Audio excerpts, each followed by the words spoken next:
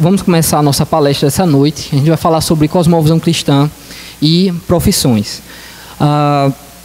No livro do C.S. Lewis, O Sobrinho do Mago, que se encontra dentre dos livros que formam as Crônicas de Nárnia, acontece que Lewis relata a criação de Nárnia. E ele diz que essa criação se deu por meio de uma voz, a voz de Aslan. Em dado momento, Aslan surge e diz: Nárnia, Nárnia, desperte, ame, pense, fale. As criaturas reagem à voz de Nárnia, dizendo salve, a voz de Aslan, dizendo salve Aslan. Ouvimos e adoramos, amamos, pensamos, falamos e sabemos. O tio André, porém, que era o tio de um dos personagens lá, que estava com a Polly e o Diggory, que era o personagem das crianças, nessa fundação, que estavam presenciando a fundação de Nárnia, esse tio, porém, não gosta da voz de Aslan, não gosta daquela voz criadora de todas as coisas. Para ele, parecia algo muito sombrio, como se fossem rugidos, e ele sentiu muito medo nesse momento. A única coisa que lhe interessava era que, nesse mundo, tudo que ele tocava, todas as coisas poderiam se transformar em riqueza, em ouro, enfim. A magia daquele lugar poderia lhe dar muitas riquezas, e era o que lhe interessava, era tudo que ele conseguia ver. E a pergunta é, por quê? Por que o tio André só conseguia enxergar na criação de Nárnia a riqueza que lhe poderia beneficiar? C.S. Lewis vai dizer que isso aconteceu com o tio André, pois o que você ouve, o que o tio André também ouvia, depende do lugar em que nós estamos e também depende de quem nós somos. Cosmovisão é justamente sobre isso, quem somos e do lugar onde estamos. E eu queria começar a pensar com vocês nesse sentido que o C.S. Lewis ele traz para a gente, daquilo que nós somos e de onde nós percebemos, as coisas. Cosmovisão pode ser definida como sendo uma orientação fundamental do coração que assume pressupostos sobre duas coisas fundamentais: a constituição da realidade e o fundamento em que vivemos, nos movemos e existimos. Então, cosmovisão, para nós, passa primeiro pelo entendimento de que é um fundamento religioso, não somente intelectual, não é simplesmente um construto intelectual, mas um fundamento que é religioso, ele precede toda a construção do intelecto e reflete sobre a realidade, estabelecendo pressupostos daquilo que constitui e daquilo que é de fato a realidade. Então, isso é uma cosmovisão, não apenas uma maneira de enxergar o mundo, dentre outras, em que a pessoa, por meio do seu intelecto, formata em sua mente aquilo que é a cosmovisão. Não, muito mais que isso, a cosmovisão parte do fundamento que está no coração do ser humano. E ali pensa sobre a realidade e fundamenta a sua maneira de viver, de se mover e de existir. Então nós temos na cosmovisão duas dimensões. A primeira delas é a psicossocial. Por essa dimensão, o ser humano, qualquer ser humano, todo ele, consegue lidar ou se relacionar com a realidade social que lhe está posta e receber dessa realidade influências que formam a sua maneira de perceber a sociedade, o cosmos, a criação, enfim, as relações sociais, tudo mais. Então, de fora para dentro, há um impacto e há alguma influência. Mas também a cosmovisão se forma a partir também da maneira como essa pessoa responde a essas informações que lhe são dadas de fora para dentro. Então, essa é uma dimensão da cosmovisão. E, além disso, a cosmovisão, quando essa informação vem para dentro daquela pessoa, ela é processada dentro de um centro espiritual, que é o coração. E uma vez mais eu repito que nesse sentido a cosmovisão, ela é uma orientação fundamental do coração. Eu recebo informações que são de fora, essa informação adentra o meu coração, eu processo essa informação e eu faço uma reflexão sobre a realidade, tendo eu consciência ou não desse conhecimento, ou dessas informações que estão guardadas em meu coração. Isso vai ficar mais claro à maneira que eu for falando nessa palestra. Mas eu queria que vocês guardassem isso. Cosmovisão é uma orientação fundamental do coração. Na teologia, digamos assim, evangelical, né, que envolve a religião protestante, no final do século XIX, o teólogo e educador presbiteriano escocês chamado James Orr, ele escreveu um livro bastante influente à época, em que ele importou o termo cosmovisão, que era de um filósofo não cristão chamado Immanuel Kant, e ele importou esse termo para o cristianismo. E é o que acontece, ele começou, esse termo que era secular, que era um termo que não era cristão, começou a ser usado dentro dos meios protestantes reformados e reformacionais. Pois bem, o que ele pensava sobre o que era a cosmovisão? Para James Orr, cosmovisão era um sistema completo sobre a vida. Então, era uma maneira de alguém enxergar toda a realidade, de compreender toda a realidade, e aquilo dá fundamento para a sua própria vida. Além disso, ele, como cristão, disse, mas veja, não é somente isso, porque a cosmovisão, como todo ser humano tem, como fundamento para a sua vida, um não cristão também tem.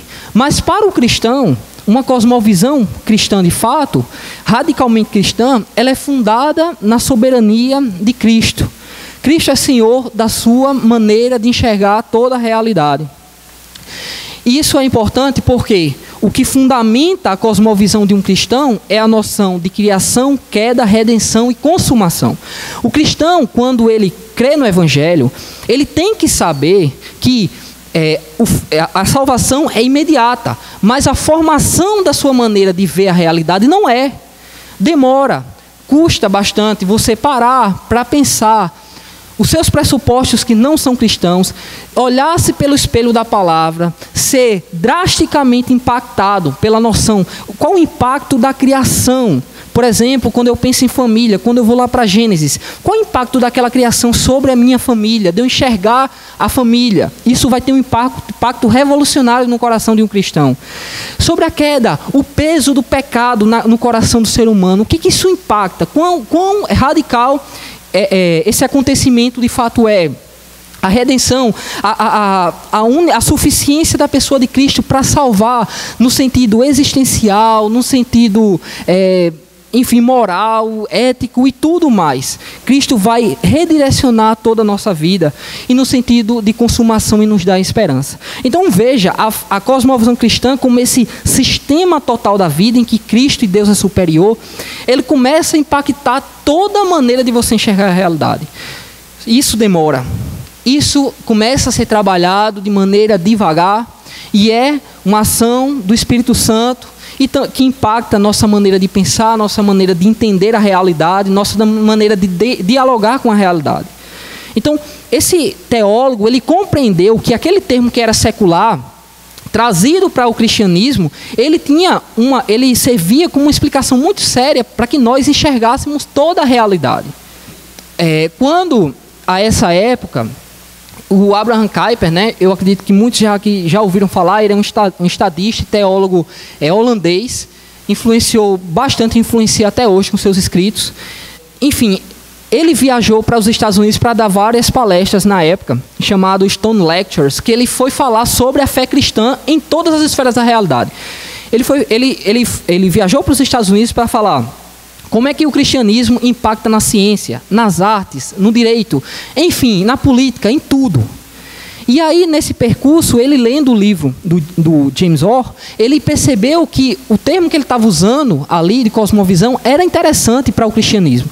E aí ele começa a falar de que a fé cristã ela é uma cosmovisão total da realidade. Ela tem que ter implicações para toda a realidade na vida de um cristão, na maneira dele perceber à sociedade e à realidade como um todo. Então, nesse sentido, o Kuyper ele dá várias palestras lá à época. Hoje em dia existe até a tradução dessas palestras chamado no livro O Calvinismo, publicado pela Cultura Cristã. E Kuyper, ele é radicalmente cristão e ele fala firmemente no sentido de que Cristo é Senhor de tudo. E que não há 1 centímetro quadrado da existência sobre o qual Cristo não diga é meu. E eu sou Senhor sobre aquilo. Então, para um cristão, não existe a possibilidade de pensar de que existe 1 centímetro quadrado que não pertence a Cristo. Tudo é de Cristo e deve ser submetido a Ele.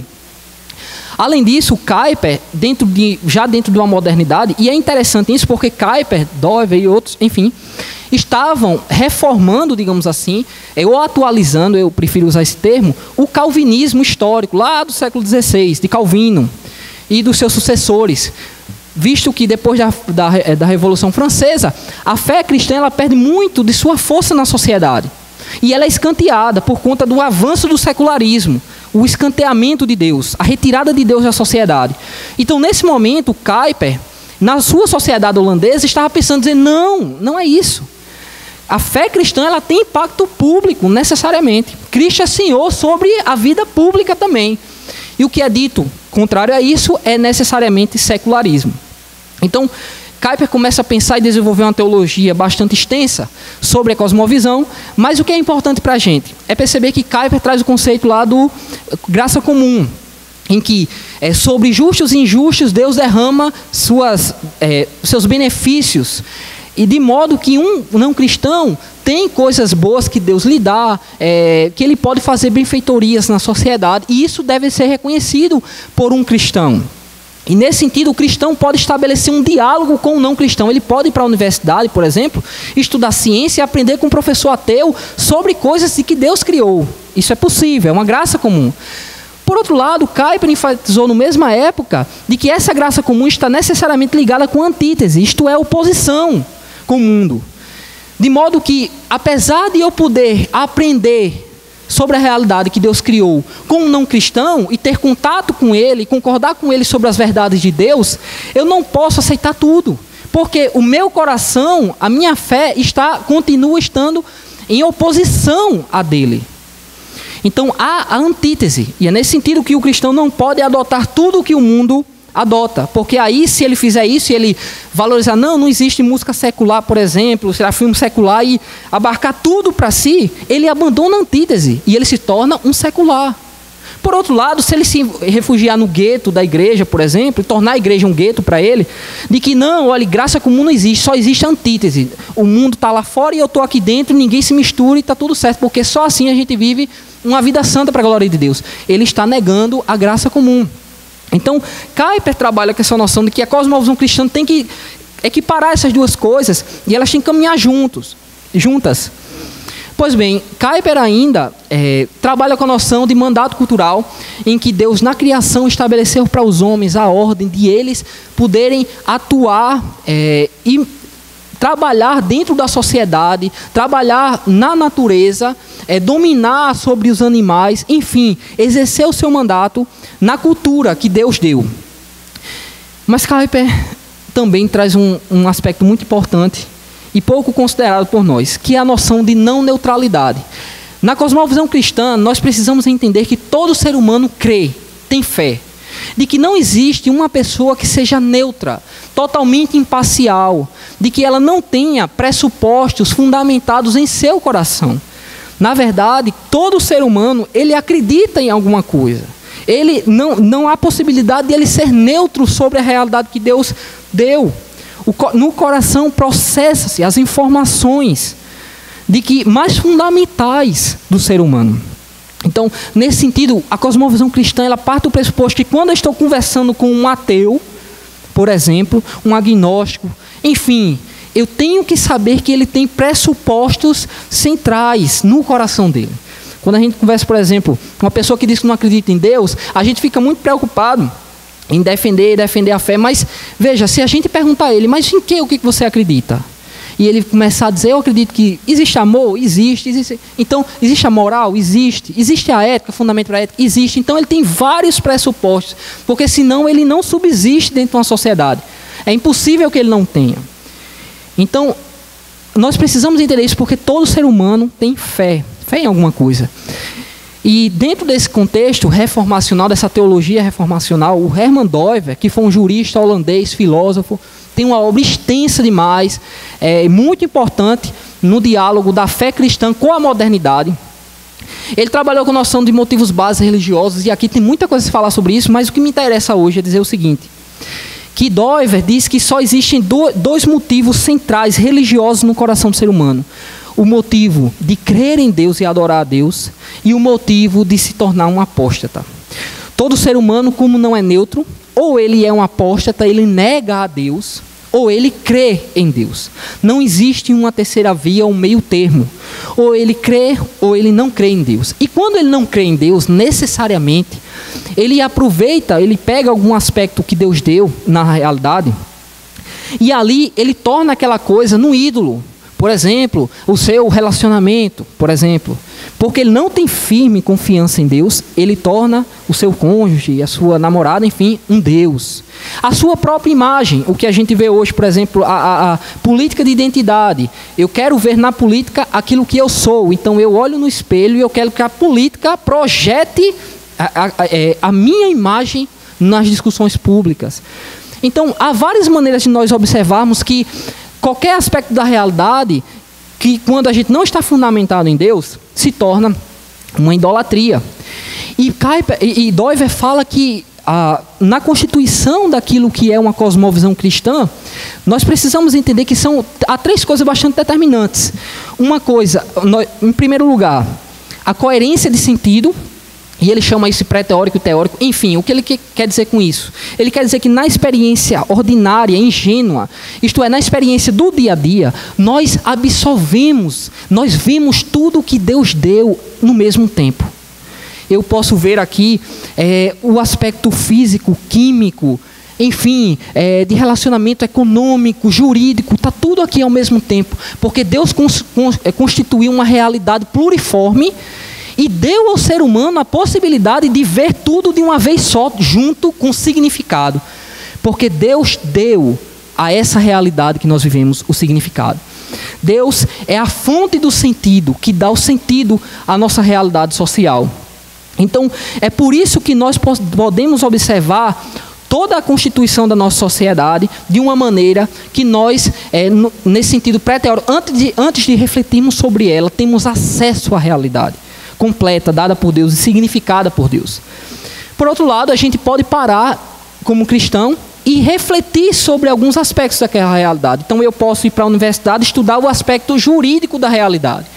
Mas, fazendo um curso de direito, por exemplo. Mas eu tenho que saber que o aspecto jurídico é um aspecto dentro de uma realidade muito maior. E que se o aspecto jurídico, por exemplo, se tornar a única coisa que mede todas as outras, isso é um Deus. O liberalismo faz isso com a economia, por exemplo, tornando a economia a medida de todas as coisas. Isso é um Deus para o liberalismo, certo? O conservadorismo, a tradição, é toda a realidade. E explica toda a realidade da tradição. Tudo que aconteceu no passado explica hoje. Isso é um Deus. Então, perceba de que nós precisamos ver todas as coisas integradas e significadas por Deus, de modo que Deus é o Senhor que dá significado e é Ele que é digno de honra por isso. E além disso, o Doiver enfatiza que quando a gente recebe essas informações, é no nosso coração religioso que é processado esse significado. Isto é, no coração é estabelecido e determinado os compromissos centrais que nós temos. O compromisso se nós adoraremos a Deus ou não adoraremos a Deus. Bom, meus irmãos, isso é um pouco filosófico, eu tenho ciência disso, mas isso tem implicações muito práticas. Porque perceba, quando alguém, eu vou aproveitar aqui o aspecto político da realidade. Ela acha que o aspecto político é a sua única maneira de salvar a realidade social. Então, perceba, ela para de considerar a possibilidade de que há outros aspectos na sociedade. E começa-se uma discussão, por exemplo, de um lado chama de fascista, de um outro lado chama de mito. Duas maneiras idolátricas de lidar com a realidade política, por exemplo. A submissão do coração a alguém, ou um partido, ou a uma causa política, como se fosse a única coisa. E o coração, né, essa informação da política é processada lá dentro da pessoa. E ali ela coloca sobre as outras como uma pessoa totalitária, de que se a outra pessoa não aceitar a sua perspectiva, a outra pessoa, enfim, e aí vem todos os jargões de fascista, né, enfim. O fato é o seguinte, que nós precisamos entender que Deus, Ele é o que tem que dar para um cristão dentro da cosmovisão cristã, o sentido para a nossa realidade social. E também é Ele que sustenta o significado e nos impede de cairmos na idolatria, de pegarmos um aspecto da nossa vida social e a determinados e colocarmos sobre todos os outros aspectos. Essa leitura da cosmovisão cristã, ela não é nova. Doiver falou no século XX, né? 100 anos atrás, mais ou menos. Mas veja, antes disso, a fé cristã já falava, a tradição cristã já falava disso. Por exemplo, você pega Jonathan Edwards falando de afeições religiosas, ele está falando justamente disso, a informação que é processada no coração. Mas aqui eu trouxe os exemplos do Agostinho de Hipona e o do Pascal. Veja, Agostinho de Hipona trabalha com o princípio seguinte: creio para compreender e compreendo para crer melhor. O que Agostinho de Hipona está dizendo? Que uma pessoa feita por Deus, ela primeiro crer em alguma coisa, depois ela passa a compreender. É isso que Doiver usou o termo pré-teórico, isto é, a pessoa crer de que existe a realidade social, de que existe sentido, e depois, às vezes, ela para e pega um aspecto dessa realidade e vai estudá-lo, vai tentar compreender melhor essa realidade. Percebe? Mas eu primeiro preciso crer antes de eu compreender. Além disso, o Pascal ressalta que o coração tem razões que a própria razão desconhece. Pascal, que era cristão também, está enfatizando o seguinte: há aspectos que são processados no nosso interior, lá dentro, no mais profundo daquilo que nós somos, de que a própria racionalidade desconhece. E por vezes nós nos pegamos dizendo assim: eu não reconheço essa minha atitude. Por quê? Porque nem todas as atitudes são processadas na razão. Nem tudo está na razão. A nossa sociedade moderna foi baseada na construção de que a razão é o fundamento de todas as coisas. O tempo passou, teve bombas atômicas na Segunda Guerra Mundial, tudo mais. Vieram várias pessoas dizendo: não tem sentido, não tem sentido. A razão não é fundamento para todas as coisas. Então vamos desconstruir os valores da sociedade e vamos viver conforme a nossa vontade, sem pensar sobre a realidade. Vamos cair no irracionalismo. Enfim, você tem a sociedade caminhando nisso. É razão ou é irracionalidade? Porque como se fossem esses dois opostos que estão sempre em atrito. Uma pessoa que é extremamente racional, uma pessoa que é irracional. Porque não há um fundamento que equalize as coisas. E nesse sentido, não há uma explicação para aquilo que Pascal está apontando, que o coração tem razões que a própria razão desconhece. Eu amo uma pessoa, mas eu não consigo explicar por quê. Isso é processado lá dentro no coração. Tudo isso é muito importante. Tem um filósofo, o McIntyre, que ele escreveu um livro bem importante chamado Justiça de Quem? Qual Racionalidade?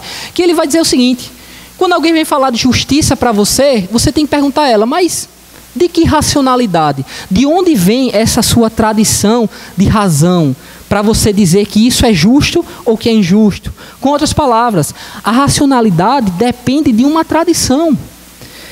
O conteúdo da racionalidade depende de uma cosmovisão, de onde você está. É racional dentro da minha sociedade, por exemplo, uma sociedade muçulmana, mais, digamos, fechada, vamos colocar assim, de que a mulher esteja submissa ao marido estritamente. Aquilo é racional naquela sociedade e é justo. Para a nossa sociedade não é por outros valores. Então a pergunta é, quando alguém vem falar sobre justiça, mas qual é a racionalidade? O que está por trás? Quais são os pressupostos dessa justiça que você está pregando? Qual é o fundamento religioso? Por que é um fundamento religioso? Porque nós primeiro cremos para compreender. Aquela pessoa que diz isso aqui é justo, em detrimento disso aqui que é injusto, ela acredita em várias coisas para dizer, antes de dizer isso aqui é o justo. Percebe? Então, dentro de uma tradição racional, você tem aspectos de justiça e de injustiça, que são, muitas vezes, dentro da outra sociedade e outra cosmovisão, o contrário, né? Não é justo, aquilo que é justo aqui não é justo lá, enfim.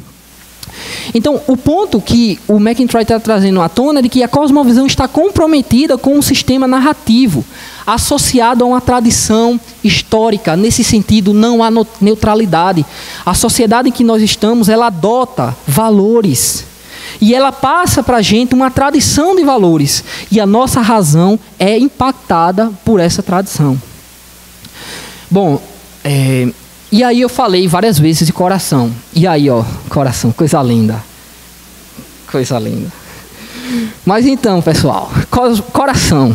O que é o coração na Bíblia? Na Bíblia, é quase 1000 vezes citado no Antigo Testamento. Se eu não me engano, 200 e poucas vezes no Novo Testamento. O termo coração.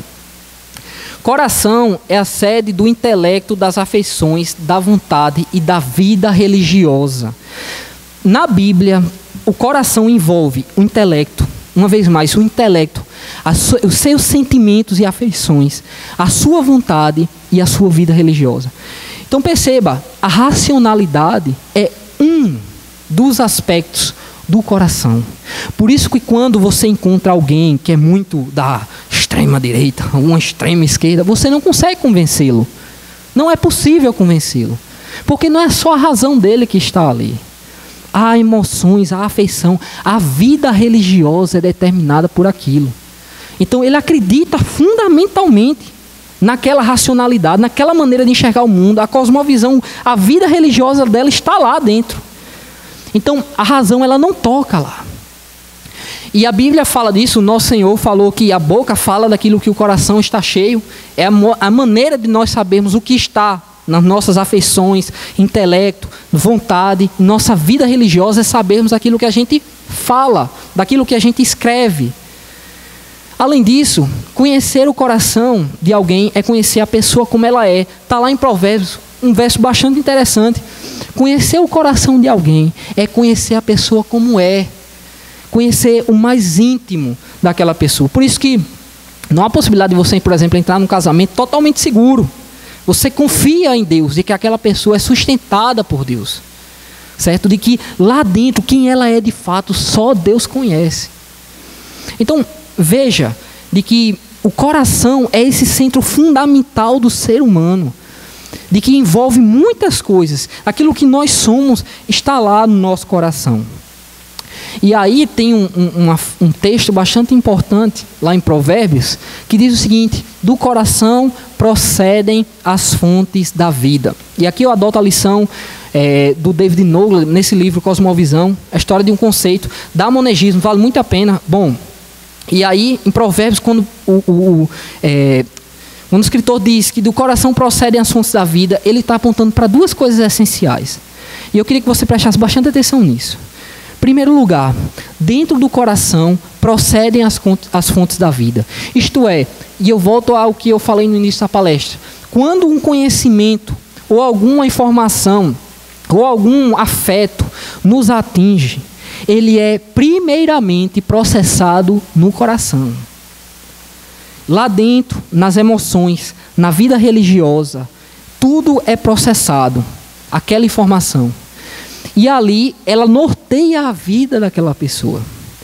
E dali, do coração, procedem as fontes da vida. Por quê? Porque nós cremos para compreender. A salvação, ela acontece justamente assim. Quando o Evangelho nos atinge, ele, como diz Agostinho, ele nos fere profundamente. Aquela informação vinda de fora, ela fere o nosso coração. De capa a capa. E ali essas emoções são afetadas, o centro religioso, a sua racionalidade, tudo é afetado naquele momento. E isso é processado lá dentro.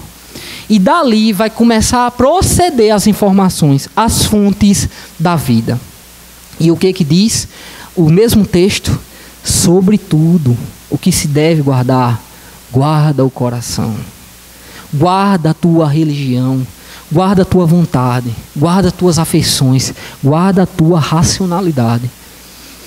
num contexto que nós vivemos de secularismo, e o secularismo é altamente violento. Está em tudo praticamente que nós fazemos.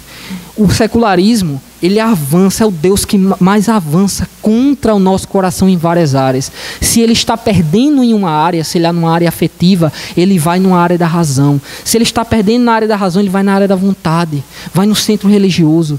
O secularismo está o tempo todo tentando nos afastar de Deus e nos levar a uma idolatria. Então, sobre tudo que se deve guardar, guarda o teu coração. E isso é cosmovisão cristã, meus irmãos. A sede da vida é o coração. E é o coração que está lá, a cosmovisão cristã. Isso é muito interessante, porque o pastor pode chegar aqui no domingo é domingo, pregar a mesma mensagem, de maneiras diferentes, aplicar, e uma pessoa pode vir aqui domingo a domingo, e não, ela entender assim, poxa, interessante, racionalmente, mas acabou ali a conversa. Você pode conversar com alguém na política e mostrar números. A gente precisa fazer isso e isso com números. Aquela pessoa diz, não é assim, entendeu? Por quê? Porque tem várias outras questões envolvidas naquele coração. Quanto tempo eu perdi tentando convencer algumas pessoas na minha vida. E é muito interessante, você está na universidade, por exemplo, você tenta convencer, você não tem noção de que não é possível aquilo ali. Só Deus pode alcançar aquele coração. Pois bem, então o que é a cosmovisão cristã? A cosmovisão cristã é essa orientação fundamental de um coração que ela é regenerado por Cristo. Veja, mesmo que a gente chegue aqui e dê vários estudos sobre a fé cristã na ciência, a fé cristã no Estado, a fé cristã no mundo do direito, a fé cristã na política, a fé cristã, enfim, na biologia e tudo mais, se o seu coração não for convertido por Cristo, aquele conhecimento não irá lhe servir, não vai ter efeito prático na sua maneira de enxergar a realidade, de falar da realidade, de entender a realidade. Você vai continuar do mesmo jeito, percebendo as mesmas coisas, do mesmo jeito, com a mesma lente. Então, a cosmovisão cristã, ela é essa orientação fundamental de um coração regenerado por Cristo, que pressupõe a Bíblia para refletir sobre a realidade. Então, eu vou pensar sobre alguma coisa, eu tenho, dentro da cosmovisão cristã, pressupor a Bíblia. E isso vem de um coração que é regenerado por Deus. Meus irmãos, isso é muito interessante, meus irmãos, é muito importante dentro dessa nossa sociedade que tem vários deuses. Por exemplo, eu estou escrevendo agora o meu TCC, eu estou fazendo uma crítica a um recorte do liberalismo. Eu sei que tem os direitistas, os conservadores, que dizem que o liberalismo é cristão. Eu sei disso, mas se eu for para a Bíblia, eu sei que não é. Então, eu sou livre para poder escrever e pensar sobre aquilo e criticar aquilo. Assim também eu posso fazer com o socialismo. Assim também eu posso fazer com o conservadorismo. E todas as ideologias. Porque um cristão, ele é livre. Ele só é submisso a Cristo e a ninguém mais. Nesse sentido, né, de devotar o seu coração.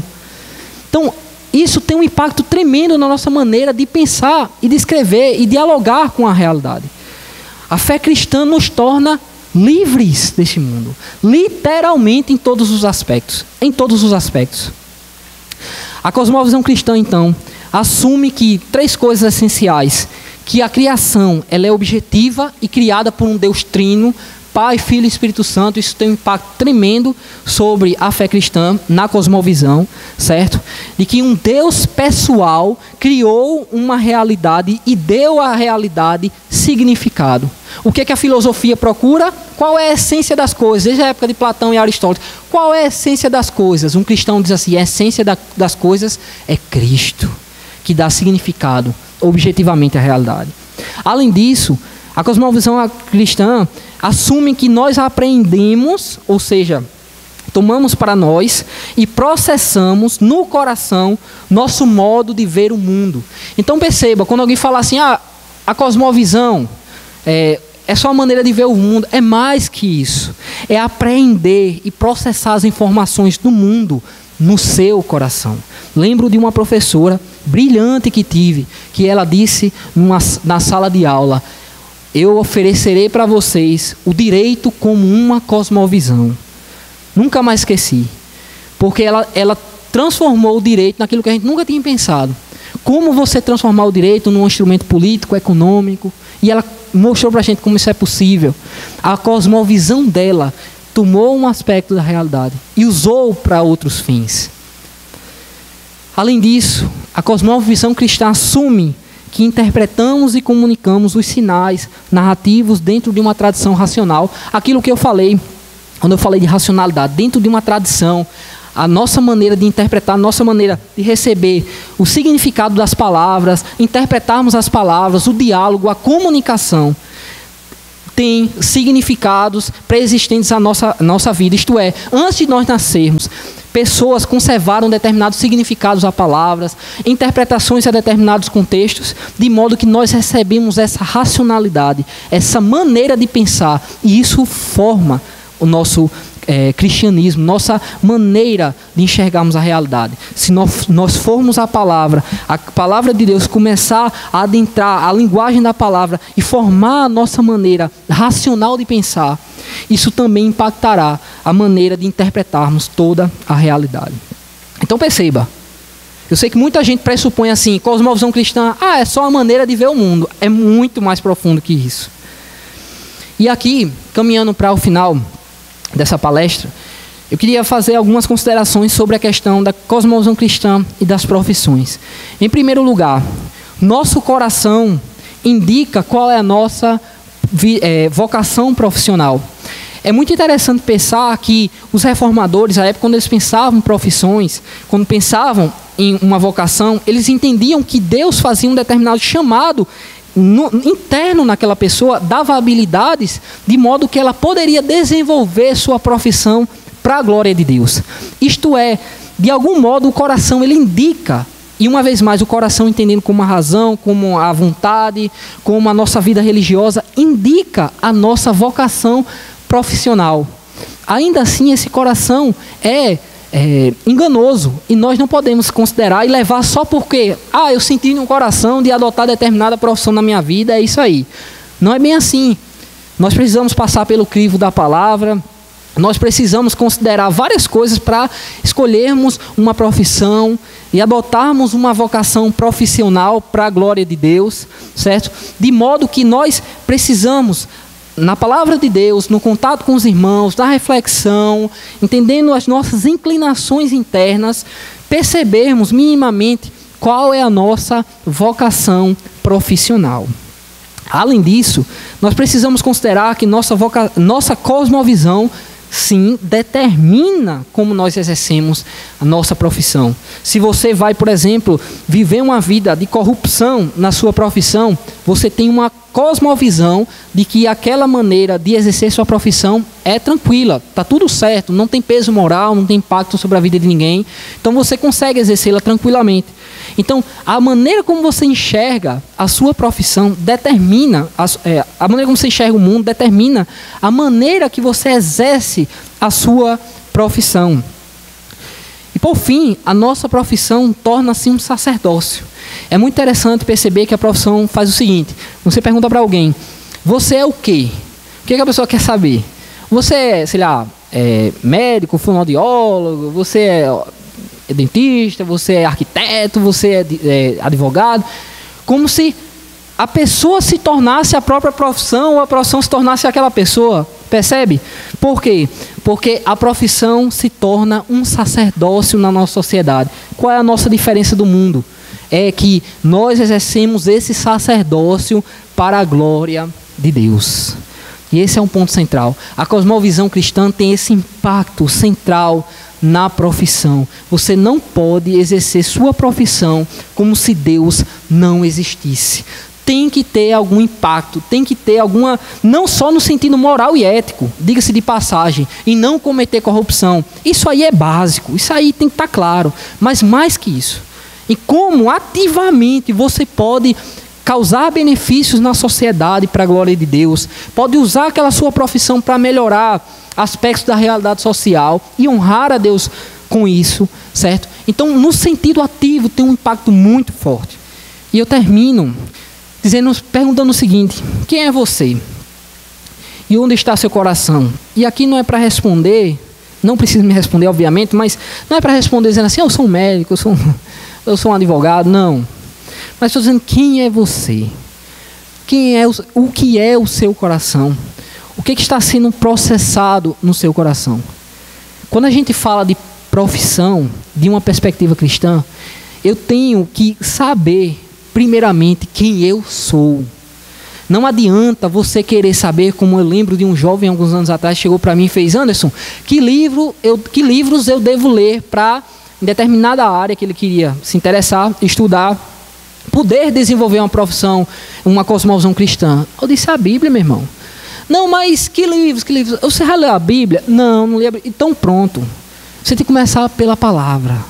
Porque é a palavra que vai tocar o seu coração. E vai mudar o seu coração.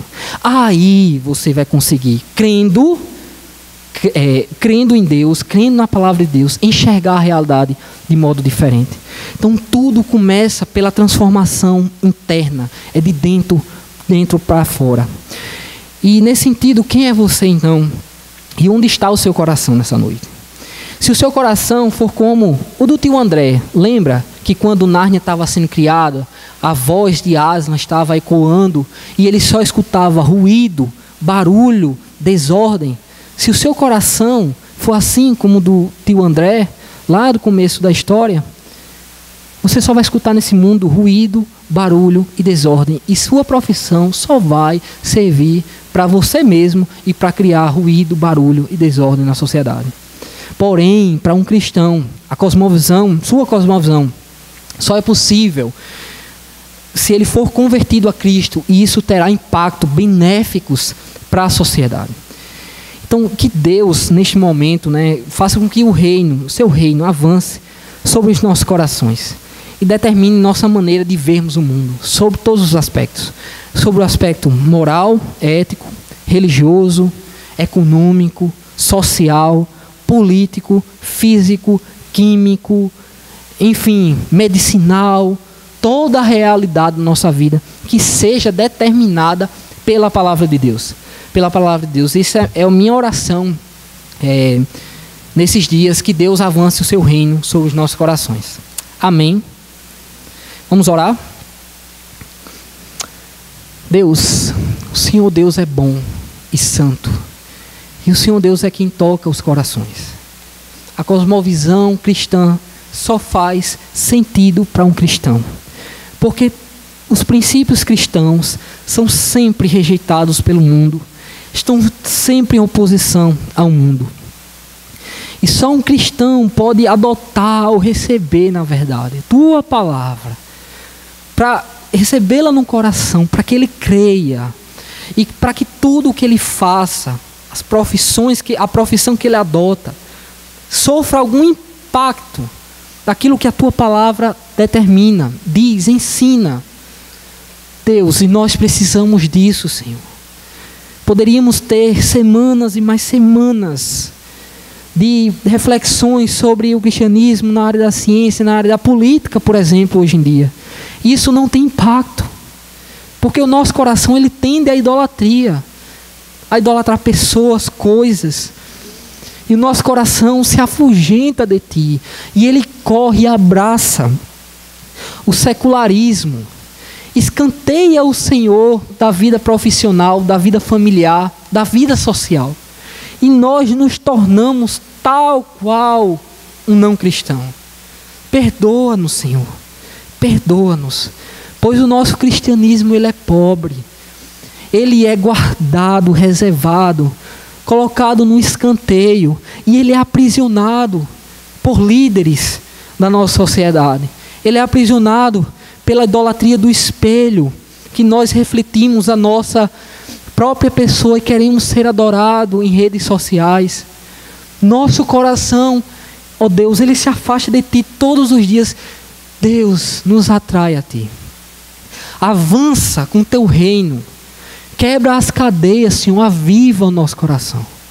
Para que as nossas profissões, eles ganhem o brilho da tua majestade.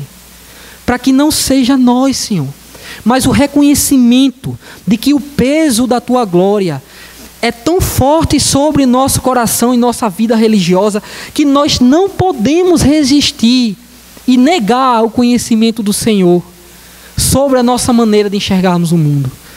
Livra-nos, ó Deus, de sermos superficiais e tratarmos a cosmovisão cristã como se fosse um problema da razão. Que uma pessoa pensa uma coisa e outra pessoa outra coisa. Não, Senhor. Lembra-nos de que é o nosso coração o problema.